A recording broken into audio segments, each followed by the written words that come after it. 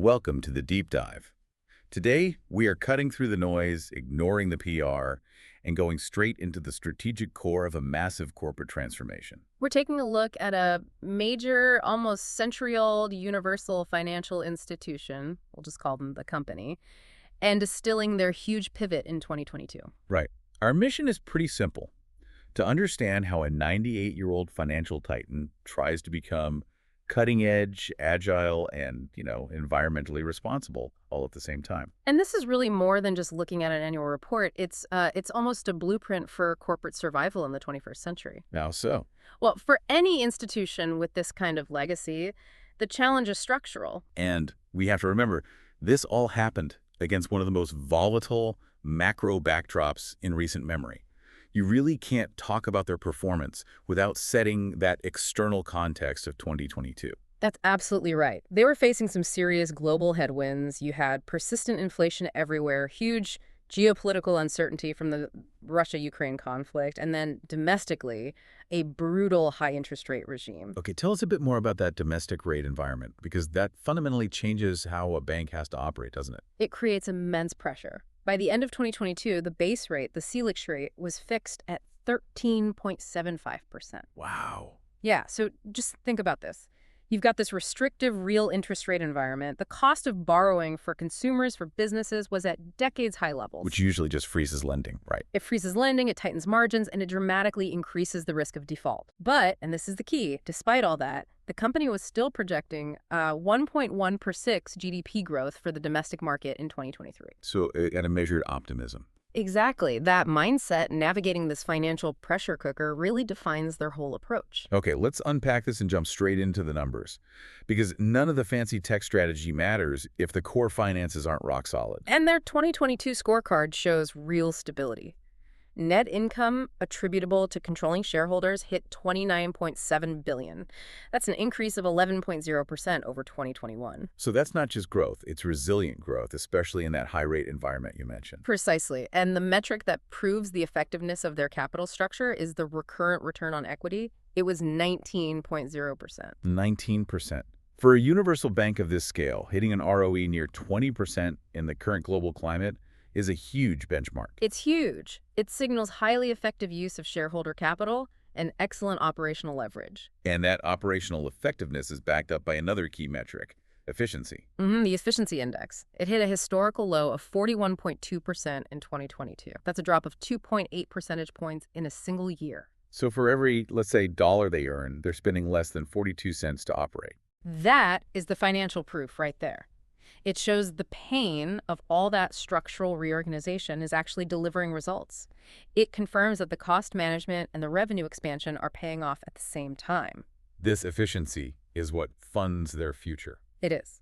And if you connect this back to their long-term vision, they've built their new corporate strategy around 3 pillars. Okay, what are they? First, an unwavering commitment to clients. Second, becoming a truly fast and modern organization. And third, ensuring sustainable growth. I find that second pillar fascinating. They're not just trying to build everything themselves, they're speeding things up through what they call the partnership agenda. It's such a crucial strategy for dealing with market disruption. They're basically using their financial muscle to buy speed and competence instead of spending, 5 years trying to build it from scratch. So what's a good example of that? Well, forming the joint venture, TechFin, with Totvis, they integrate banking services directly into corporate management software. That instantly embeds them deeper into the business ecosystem. And it goes beyond just internal systems. They acquired strategic participations in several key areas too. Right. We saw moves into Orbia for agribusiness tech, Avenue to give domestic investors access to international markets, and Ideal, which is a 100% digital electronic trading brokerage. Now, you might ask, isn't this just the old M&A game? You might, but the difference here is strategic. These aren't just acquisitions for volume. They are very targeted purchases of intellectual capital and modern distribution channels. Which lets them compete directly with specialized fintechs. Exactly, while still retaining the security and scale of that universal bank model. And that dual advantage scale plus agility. That must be key to how they've kept their market leadership in core lending products. It is. They're still dominant in credit cards, real estate credit, and consignado credit in both private and public sectors. Let's pause on consignado credit for a moment because that feels like a critical stabilizer in that high interest rate environment we talked about. It absolutely is. So for anyone unfamiliar with the term, what exactly is consignado credit and why is leading in it so important? It's essentially a payroll-deducted loan. The repayment is automatically taken from the borrower's paycheck or their pension. So it's inherently lower risk. Much lower risk because the collateral is the future salary. In an economy where high rates are threatening credit quality, holding market leadership in low-risk secured products like this is a massive advantage. And that explains why the report says most of their non-performing loan indices are actually below the financial system average. Right. They're balancing an aggressive market presence with really rigorous product-specific risk discipline. Okay, so we've established the financial stability. Now let's pivot to the engine behind that second pillar, becoming a fast and modern organization. Okay. We're talking about transforming an organization with 70 million clients across 18 countries. It's a massive ship to turn around. So how do you even start? The transformation required a total cultural overhaul. And the most tangible sign of that shift is the move to an agile operating model. The numbers here are just astounding. The report says they have nearly 19,000 people working in roughly 2,000 multidisciplinary squads. 19,000 people. So I have to ask, for a near-century-old institution, how do you manage the cultural resistance and the sheer complexity of dismantling a traditional hierarchy on that scale? It's a profound shift. You're moving from a siloed, functional organization to a network of autonomous, integrated teams. It requires immense investment in technology, yes, but also in training. But the payoff must justify the difficulty. Oh, it does. That agile structure is what enabled them to modernize 50% of their tech platform by the end of 2022. And the results aren't theoretical, they're tangible for any customer. Okay, give us the tangible results. What did this modernization actually achieve? Speed and reliability. They saw a 71% reduction in high-impact customer incidents. 71%. So think about that. Fewer frustrating outages, fewer technical errors. And on top of that, this structural shift let them cut infrastructure costs by 42% since 2018. So it's a classic case of doing more, doing it better, and doing it cheaper, all because of the move to agility. Exactly. And this tech push is also central to their customer relationships. They reported that 70% of product contracts for individuals were done digitally.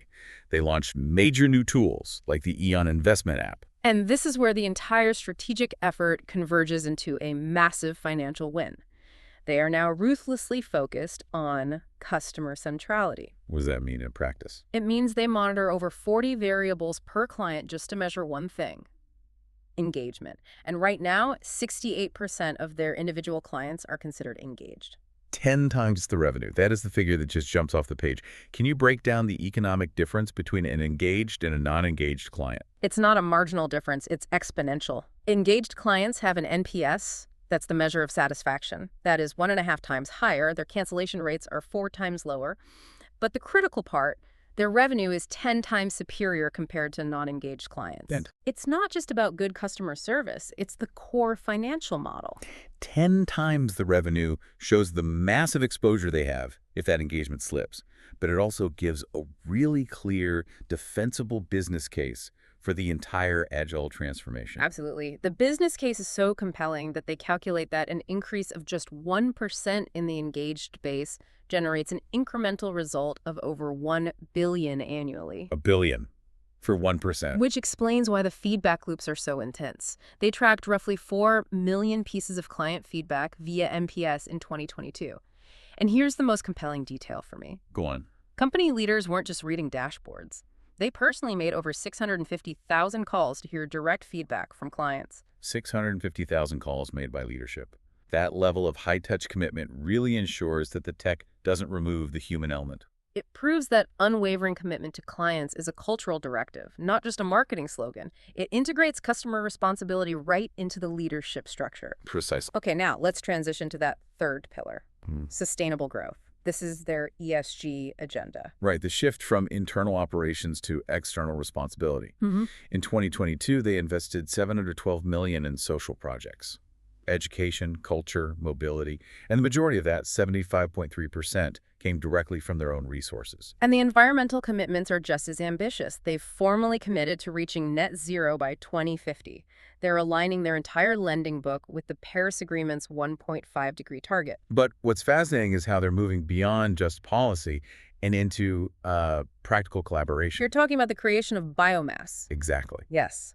Biomass is a new company dedicated explicitly to forest restoration and conservation in the country. And it wasn't a solo project. It was formed in partnership with other domestic giants, Marfrig, Santander, Suzano, and Vale. Which shows a recognition that the climate transition needs pooled resources. It can't be done alone. It can't. It requires shared expertise across different sectors. And their measurement of their own environmental impact is incredibly transparent. They reported total emissions at 20.7 million tons of CO2 equivalent in 2022. But the breakdown is what really matters. It is. 99.6% of that total came from financed emissions. That's Scope 3, Category 15. And this is the crucial point for a bank. Their own operational footprint is tiny. It's minuscule. Their massive environmental impact, 99.6% of it, comes from who they lend money to. So they're holding their clients accountable. Yeah. By expanding their calculation to cover 100% of their large corporate credit portfolios. They're basically integrating climate risk into their lending risk assessment. If you're a large corporate client, your carbon footprint is now part of the financial calculation. Let's wrap up by looking at the human and governance capital that underpins this whole shift. You can't drive this kind of change without buy-in from your employees. Absolutely not. And the cultural success is mirrored in their internal employee net promoter score, the ENPS. It reached a historic maximum of 88 points. Which indicates a successful cultural transformation. It shows the agile structure is being supported from the inside out. They also laid out some very clear, measurable diversity goals for 2025. These are really specific targets. They are. They're targeting 35 to 40% women in medium and high leadership, up from about 34% in 2022. And they aim for 27 to 30% Black representation across the organization, up from 26.2%. And these are essential steps for a company of that scale to actually reflect the society it serves. It provides a clear timeline for accountability. It does. Okay, finally, let's touch on the risks they explicitly identified in the report. Beyond the obvious things like macroeconomic volatility or cybersecurity, they flagged a fascinating forward-looking concern. They did. They pointed directly to the emerging risks tied to the evolving regulation of artificial intelligence and machine learning. Which is a crucial acknowledgement. It is. They understand that they're investing heavily in a tech area where the regulatory rulebook is still being written, and their integrity and ethics program, which trained 98% of employees, shows they're trying to manage the human risk while that technological risk evolves. That really brings us full circle. Ultimately, the story of the company in 2022 is a demonstration of how measured financial acceleration can fund existential transformation. Right. They use that huge 19% recurrent ROE to fund the cultural shifts, the 2000 squads, the digitalization, the relentless focus on customer centrality. All while becoming a leading force in large-scale ESG initiatives like biomass and their net zero commitment. They're integrating the future, not just reacting to it. It's a unified strategy. Stability funds speed, and speed generates that exponential revenue from engaged clients, all while the organization takes on this new layer of social and environmental responsibility. Okay, let's unpack that last piece of risk, the evolving regulation of AI. Given how much the company relies on data, AI, and digital channels for their efficiency index, and that explicit risk they mentioned, what happens when new laws come in? That raises a really important question. What if a new regulation on, say, algorithmic fairness or data sovereignty forces them to completely overhaul their core lending or marketing algorithms? To prove non-bias, for instance. Exactly. Or what if it restricts where they can store client data geographically? That could potentially wipe out years of those hard-won efficiency gains. It forces you to wonder whether regulatory risk can actually outpace and undermine technological advantage, even in the most innovative areas of finance. So the key tension for every digital giant to track in the coming years. I think so. It's a huge unknown.